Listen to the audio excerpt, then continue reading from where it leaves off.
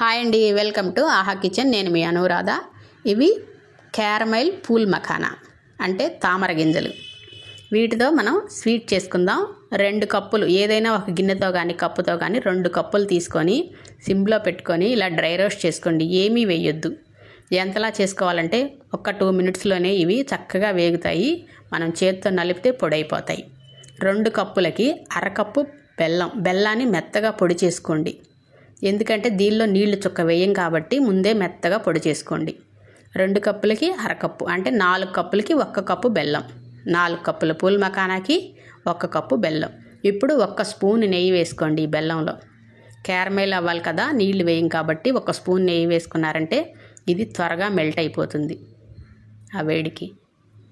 ఇప్పుడు ఈ బెల్లాన్ని అంతటిని ఇలా బాగా కలుపుకోండి. ఎక్కువ మంది ఈ పూల్ మఖానాతో కూరలు హాటు చేసుకుంటారు.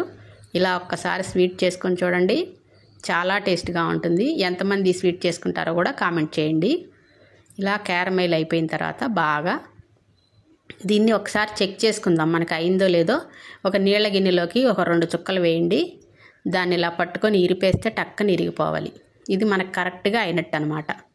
ఇప్పుడు బాగా కలిపి స్టవ్ ఆపేసేయండి. స్టవ్ ఆపేసి ఈ పూల్ మఖానా వేసుకొని ఈ అంతా కోటు మొత్తం ఈ పూల్ మఖానాకి కోట్ అయ్యేటట్టుగా, ఈ తామర గింజలన్నిటికీ ఈ బెల్లం అంతా కోట్ అయ్యేటట్టుగా బాగా కలుపుకోండి. ఇలా బాగా కలుపుకున్న తర్వాత స్టవ్ ఇంకా దానిలో ఆరిపోతుంది, గట్టిగా గెడ్డలాగా అయిపోతుందేమో అనిపించినప్పుడు పళ్ళెంలోకి వేసుకోండి. మొత్తం కోట్ అయ్యేటట్టుగా ఇలా బాగా కలపాలి.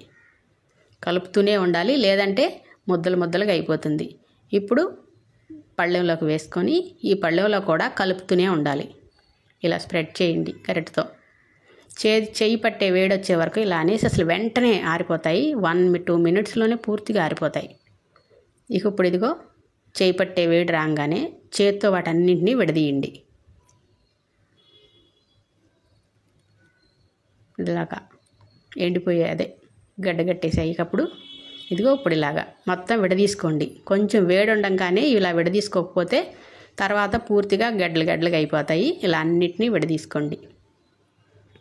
ఈ క్యారమైల్ పూల్ మఖానా అంటే తామర గింజలు ఈ బెల్లం కోటుతో చాలా టేస్టీగా ఉంటాయి. ఒక్కసారి ట్రై చేసి చూడండి.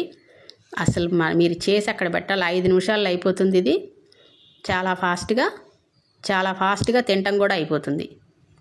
నచ్చితే కనుక లైక్ చేయండి, షేర్ చేయండి, నా ఛానల్ని సబ్స్క్రైబ్ చేయండి.